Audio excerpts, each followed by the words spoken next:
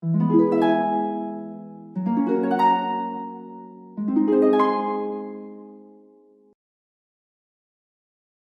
씨 부인의 업보. 옛날에 윤 씨라는 부인과 황 씨라는 남편이 행복하게 살고 있었다. 다만 슬아에 자식이 없어 한이었지만 청빈한 생활이나 개미처럼 가을에 거두어 겨울을 먹고 봄에 밭갈아 씨 뿌리며 낮에는 밭에 나가 김 메고 밤에는 글을 읽으며 우유자적하게 살았다. 그러나 지나가는 세월은 그들의 행복을 오래도록 지켜주지 못했다.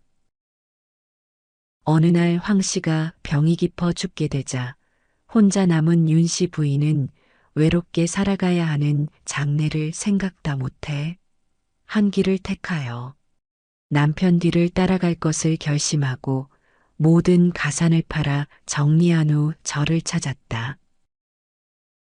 부처님 앞에 먼저 돌아가신 황 씨의 왕생 극락을 위하여 천도제를 올렸다. 윤 씨 부인으로서는 마지막 한 맺힌 기도였다.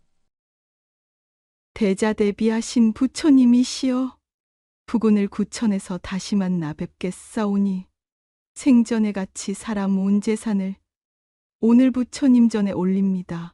전생에 지은 죄가 태산 같을지라도 모두 소멸하여 주옵시고 사막도를 벗어나서 망생정토하게 하여 주옵소서. 부인은 눈물을 주르르 흘리며 합장 배례를 하고 물러나와 촛불 앞에 단정히 앉아 있는데 그 옆에 서 있는 스님은 천수경부터 시작하여 반야심경, 금강경, 회심곡까지 독송했다. 밤은 깊어 사는 고요한데 연불소리만 낭낭했다. 윤 씨 부인은 삼경이 넘어 사오경에 가까워지자 아무도 모르게 내일 자결할 몸이라 잠이 오지 않았다. 눈을 감고 조용히 과거를 회상하며 남편과 지냈던 여러 가지 일들을 생각하였다. 참으로 인생이 허무하기만 했다. 이때 백이의 귀부인 듯 선녀가 천상에서 내려왔다. 그대는 전생에 지은 죄업이 태산에 비할진데 선업을 지어 차생에서 갚기는 고사하고 다시 자결하여 더 큰 죄업을 지으려 하느냐. 지금부터 사해에 무량공덕을 쌓아 두터운 업장을 녹이고 부지런히 불법을 배워 몸과 마음을 청청히 닦도록 하여라. 공덕을 쌓아 바치는 데는 재물보다 정성으로 이루어지느니라. 하고 사라져버렸다. 깨어나서 살펴보니 스님께서는 새벽 예불에 열중하시고 사방은 고요한데 이따금 추녀 끝 풍경 소리만 쓸쓸히 들려왔다. 죽기로 결심한 부인은 꿈에서 깨어난 뒤 좌우를 정하지 못하고 고민을 하다가 스님께 조금 전의 사실을 모두 말씀드렸다. 스님께서 말씀하시기를 그것은 관세음 보살님께서 깨우쳐 주심이오니 부디 명심하여 오늘부터 불법을 배우고 실행을 하십시오. 하였다. 윤 씨 부인은 그날부터 삼독심을 멀리하고 육파라미를 실행함으로써 신심을 더욱 깊게 했다. 어려운 생활에서도 굶주린 사람에겐 곡식을 나누어 주고 헐벗은 이에겐 옷을 나누어 주며 행객이나 거린들이 유숙을 도왔다. 날마다 삭바느질을 하여 내 몸보다 더 어려운 사람들에게 무량한 공덕을 베풀어 전생의 두터운 죄업을 닦았다. 그러나 생로병사의 순리는 면하지 못하는지라 부인도 어언간 늙은 몸이 되어 눈조차 어두워져 삭바느질도 할 수 없게 되었다. 오늘도 한 가지 일이라도 선업을 지어야겠는데 돈을 얻을 수 없으니 하고 부인은 날마다 탄식했다. 그러던 어느 날 윤 씨는 현 옥로천을 지나게 되었다. 그때 마침 죄수들이 이 나무 밑에서 손발이 묶인 채 잠시 앉아 피곤한 몸을 쉬고 있는데 마침 지나가는 윤 씨에게 물 한 그릇을 청하는 것이었다. 윤 씨는 안타까운 광경을 보고 그곳에서 상당히 떨어진 주막까지 찾아가 물을 얻어 여러 죄수들에게 골고루 나누어 주었다. 그 뒤 윤 씨는 곰곰이 생각한 나머지 돈이 없는 내가 남에게 베풀 수 있는 공덕은 이뿐이라고 믿고 집을 팔아 감옥 부근으로 이사 올 것을 결심하였다. 세상 사람들이 모두 그 부근에서 살기를 꺼려 하였으나 윤 씨는 감옥 바로 옆에 집을 지었다. 그리고 그날부터 적은 물동이로 물을 길러 목마른 죄수들에게 물을 나누어 주었다. 참으로 극진한 보살행이었다. 수년간을 변함없이 죄수들을 보살폈다. 그러나 몸이 늙어 물동이를 옮길 힘도 없어졌으니 물은 고사하고 밥 끓여 먹기도 힘겨웠다. 윤 씨 부인은 물을 댈 수 없는 것이 걱정이었다. 눈앞에 애처로운 모습으로 물을 찾으니 물이 없다 할 수도 없고 물을 다시 옮겨올 힘이 없으니 그저 답답하기만 하였다.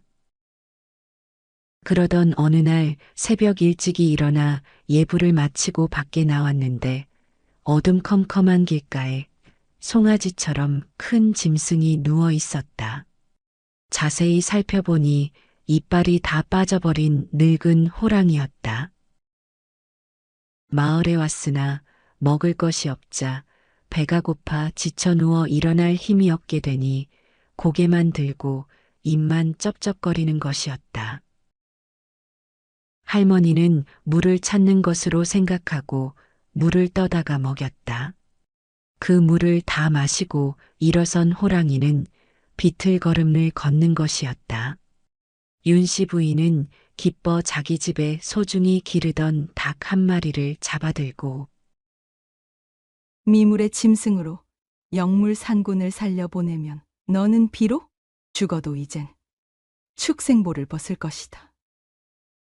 하며 그것을 호랑이에게 던져주었다.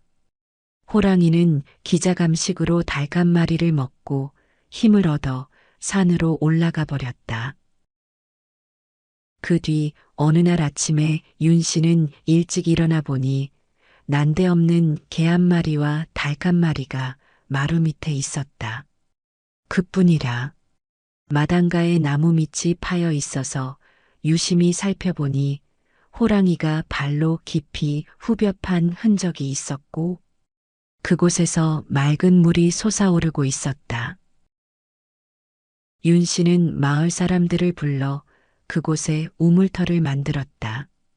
그 뒤부터 다시 이 우물물로 감옥에 들어있는 죄수와 지나가는 나그네의 목을 축여주었다.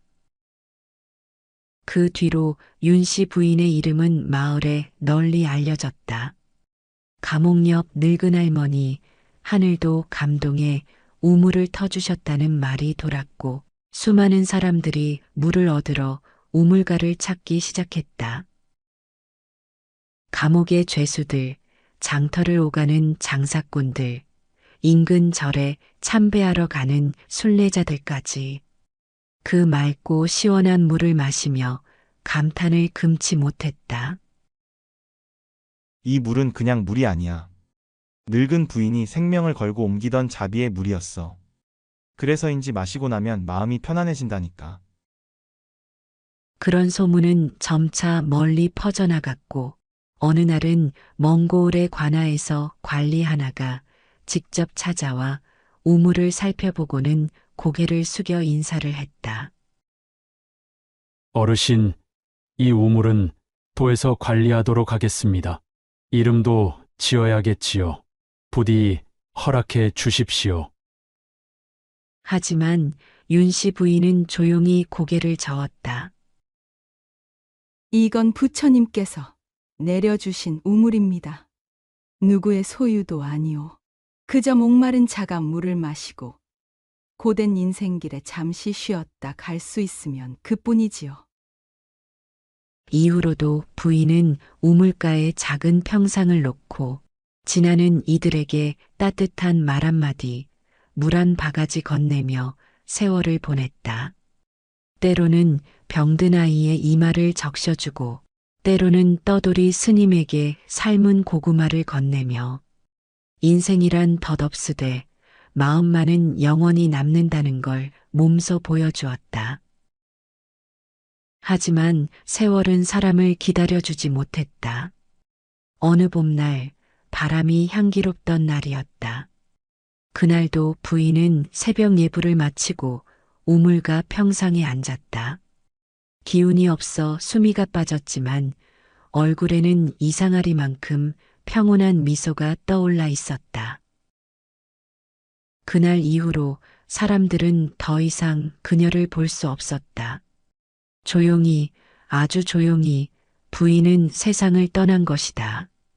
하지만 이상하게도 그날 이후 우물가에서는 늘 향긋한 꽃내음이 풍겼고 밤이면 멀리서 연불소리가 희미하게 들렸다. 사람들은 그 우물을 윤씨 정심수라 불렀고 감옥 근처에 있던 그 터는 후일 작은 절로 바뀌었다. 한 여인의 정성과 눈물은 천상의 꽃을 피우고 지하의 샘을 터뜨렸다. 자비는 물처럼 생명을 살리고 길을 밝힌다. 밝힌다.